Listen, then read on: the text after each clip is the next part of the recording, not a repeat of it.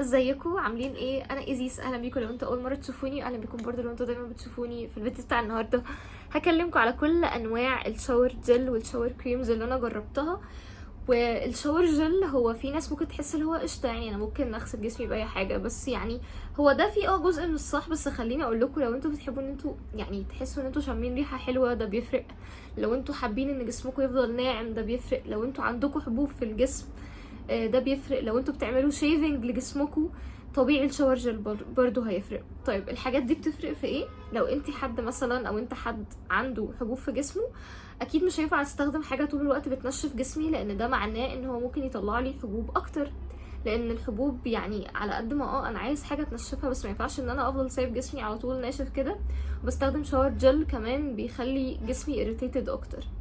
لو انا مثلا حد بيعمل شيفنج وكده وناوي اعمل حلاقه للجسم، مش هينفع ان انا اروح استخدم حاجه فيها روايح وعطور كتير وهكذا. فانا النهارده جايه اعمل لكم ريفيو على كل انواع الشاور جل اللي انا جربتها.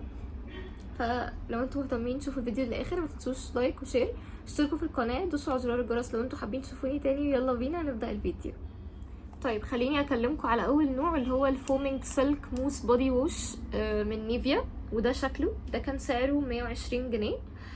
ده عبارة عن شاور موس اللي هو بتفضلي ترجيه كده وتدوسي عليه، وبعد كده بيطلع فوم زي فوم الحلاقة كده وبتغسلي بيه جسمك. هو الشكل اللي معايا ده اللي لونه لبني، الريحة بتاعته مش احلى ريحة في الدنيا، يعني هي ريحة ناعمة ولطيفة ولذيذة وكل حاجة، بس حاسة ان هي مش كل الناس هيبقى ذوقها نفس الريحة دي.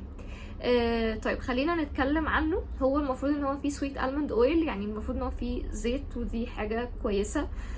هو عبارة كده عن فوم. اول ما بترغيه على جسمك، لو حطيتيه مثلا على ايدك كده وبعد كده فردتيه على جسمك تلقائي، هتحسي ان ده احسن بكتير من ان انت تجيبي الليفة بتاعتك وتبدأي تعملي بالليفة على جسمك. بحس ان الليفة بتضيع من البرودكت قوي، لكن لا، حطي على جسمك من المنتج وابدأي رغي كده الحاجة على جسمك، وبعد كده عدي بالليفة براحتك. بصراحة هو مش بيرغي اكتر حاجة، فمش بيديكي احساس ان انتي نضيفة اكتر حاجة في الدنيا. فاهمين الفكرة؟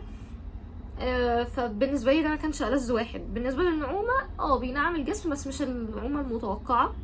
الريحة ما بتثبتش اكتر حاجة في الدنيا، اللي هو يدوب بالكتير يعني ربع ساعة من بعد الشاور وخلاص. فارشحه لكم ولا لا؟ يعني اللي حد حابب يجربه، بس انا كايزيس عمري ما هشتريه تاني. النوع اللي بعد كده وهو النوع بتاع دوف. نفس الشكل اللي انا بطلعه في الصورة هو نفس الشكل اللي انا جربته. النوع ده حلو جدا جدا جدا، بيرطب الجسم حلو قوي. حلو لو انتوا ناس عندها قابلية ان جسمها يطلع له حبوب، لو انتوا جسمكم بينشف بسهولة قوي. حلو جدا في الشتاء، من الحاجات اللذيذه قوي. بالنسبه لثبات الريحه مش هيكمل برضو 10 دقايق ربع ساعه زي اي شاور جل في الدنيا، ريحته ما بتثبتش اغلب الوقت يعني. فده مثلا ارشحه اكتر بكتير جدا من بتاع نيفيا اللي هو الموس. وشايفه ان النتيجه اللي انا كنت متوقعه ان انا اخدها من نيفيا اخدتها من دوف. الدوف كمان سعره برضو بتاع 100 جنيه حاجه كده. طيب الحاجه اللي بعد كده وهو الشاور جل بتاع ايفا، هو شاور كريم بمعنى اصح. وده شكله، انا جربت كذا شكل منه. قلت اجرب بقى الشكل ده لان حسيت مش ناس كتير بتتكلم عليه. هو ريحته لذيذه، هو ريحته تروبيكال كده وبالميلك بروتينز، ببروتينات اللبن. بيسيب الجسم ناعم جدا جدا جدا. ده كان سعره تقريبا 50 جنيه او 55 جنيه حاجه كده، كميته كويسه.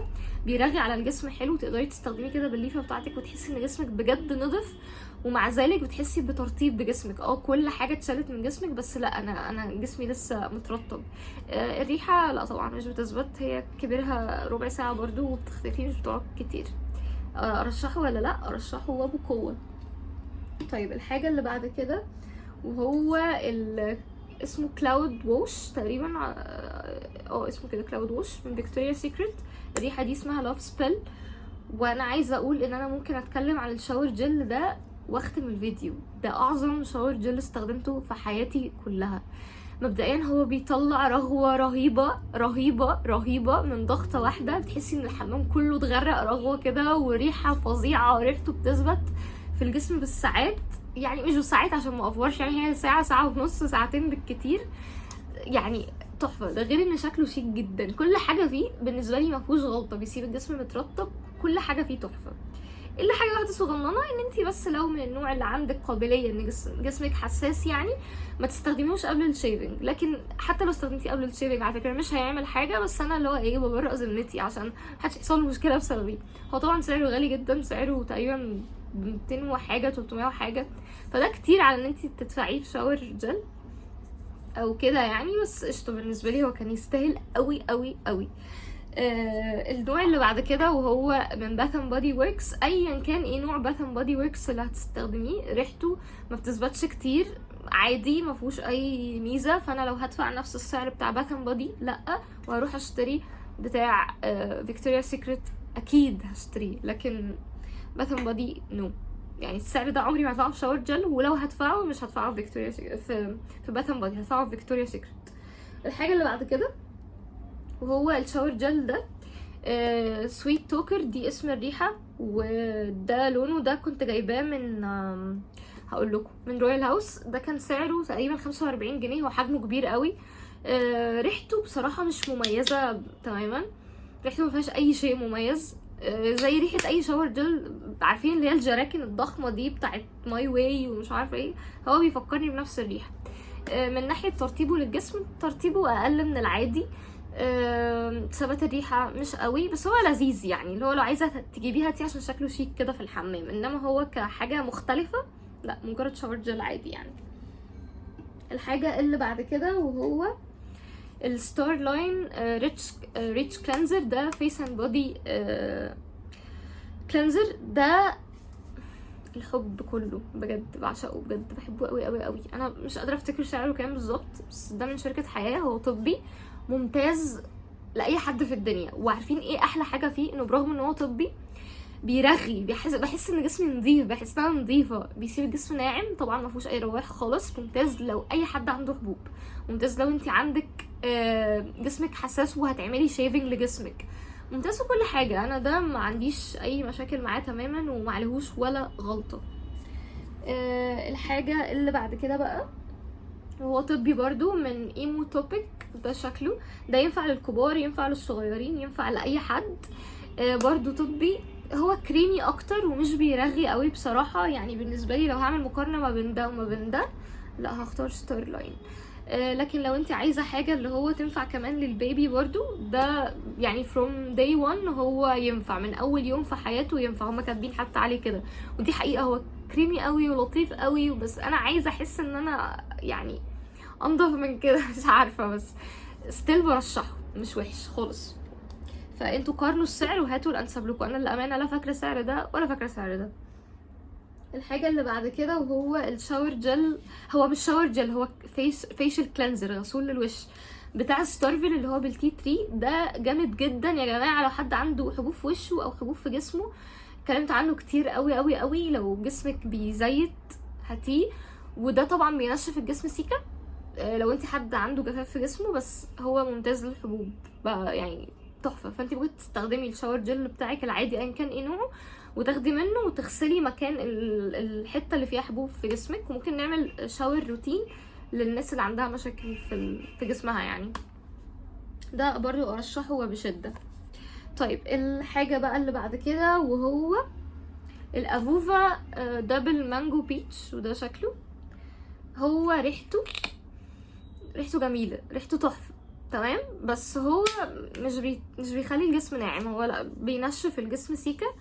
بالنسبه لثبات الريحه معقوله، مش وحشه خالص. ولو عايزين تثبتوا الريحه اكتر كمان تقدروا تستخدموا البودي لوشن بتاعه، هيثبت الريحه اكتر وهيعوض نقص الترطيب اللي كان عامله اللوشن، قصدي اللي كان عامله الشاور جل.